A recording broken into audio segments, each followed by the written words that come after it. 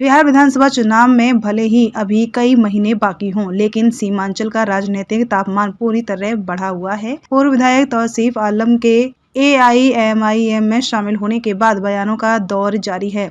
गौरतलब हो कि सोमवार को बहादुरगंज विधायक अंजार नईमी ने पूर्व विधायक तौसीफ आलम और मजलिस पार्टी के सुप्रीमो असदुद्दीन ओवैसी पर निशाना साधा था, जिसके जवाब में तौसीफ आलम ने तीखा हमला करते हुए कहा कि यदि असदुद्दीन ओवैसी नहीं होते तो अंजार नईमी विधायक नहीं बन पाते। तौसीफ आलम ने कहा कि अंजार नईमी मुसलमानों के हितैषी नहीं हैं, बल्कि मुसलमानों के हितैषी असदुद्दीन ओवैसी हैं।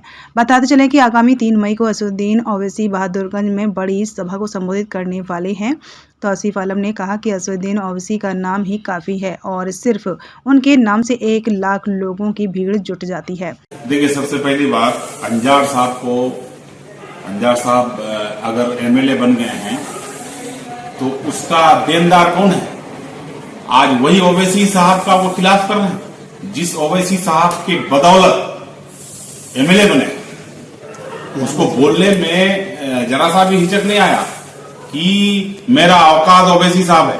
ओवैसी साहब ना होता तो आज आप MLA भी नहीं बन पाते, समझ गए? और रहा सवाल ओवैसी साहब आने नहीं आने से कितना फर्क पड़ेगा, वो मुसलमानों का हक हितैषी नहीं है। मुसलमानों का हितैषी ओवैसी साहब है। मुसलमानों का हक का बात करता है ओवैसी। मुसलमान का बात जो आज हमारे कब्रिस्तान छीने जाएंगे, मस्जिद छीने जाएंगे, मदरसा छीने जाएंगे, ईदगाह छीने जाएंगे, अगर ये काला कानून रद्द नहीं होता है या संशोधन नहीं होता है, ये वक्फ संशोधन बिल, तो ये सारे चीज हमारे छीने जाएंगे। इसका लड़ाई लड़ने के लिए वो आ रहे हैं सीमांचल के धरती में, और बहादुरगंज में प्रोग्राम है। भव्य लोग होंगे, भव्य स्वागत होगा और काफी लोग उत्साहित हैं। और लड़ाई वो मुसलमानों का लड़ता है, वो किसी व्यक्ति का नहीं।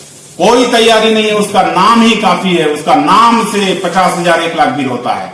इसीलिए लोग उत्साह है कि कब आएंगे और हम लोग उसका भाषण सुनेंगे और उसका राय सुनेंगे कि अब हम लोगों को आगे क्या करना है। हमारा जो मस्जिदें छीने जाएंगे, हमारा जो मदरसा छीने जाएंगे, हमारा जो कब्रिस्तानें छीने जाएंगे, हमारा जो ईदगाह छीने जाएंगे, अब इस कानून को कैसे रद्दीकरण किया जाए, इसके बारे में ओवैसी साहब की जुबान से सुनना चाहते हैं। ये एक कारण जो है वो पार्टी छोड़ करके RJD में शामिल हुए थे। अंजार साहब पैसा लेकर के RJD में गए हैं, इसका साक्ष्य मेरे पास है। अंजार साहब क्या कहेंगे?